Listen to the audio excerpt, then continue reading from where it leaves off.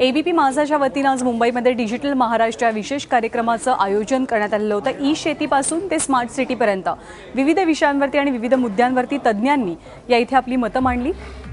कार्यक्रमाच्या दुसऱ्या वर्षाच्या पर्वाचं उद्घाटन ज्येष्ठ अणुशास्त्रज्ञ आणि राजीव गांधी तंत्रज्ञान आयोगाचे अध्यक्ष डॉक्टर अनिल काकोडकर यांच्या हस्ते झालं। नोटाबंदीचा निर्णय धाडसी असून भविष्यात याचा फायदा होईल, पण या निर्णयाच्या अंमलबजावणीसाठी वेळ द्यायला हवा असं मत काकोडकर यांनी व्यक्त केलं।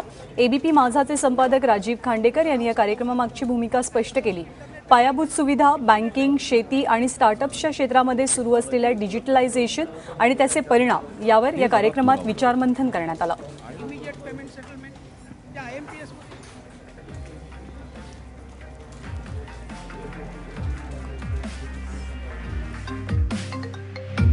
तळागाळाच्या व्यक्तींना सुद्धा ई बँकिंगचं महत्त्व पटू लागलं आहे। मोबाईलच्या माध्यमातून किती अर्थकारण होऊ शकतं हे आपल्याला पटायला लागलं आहे।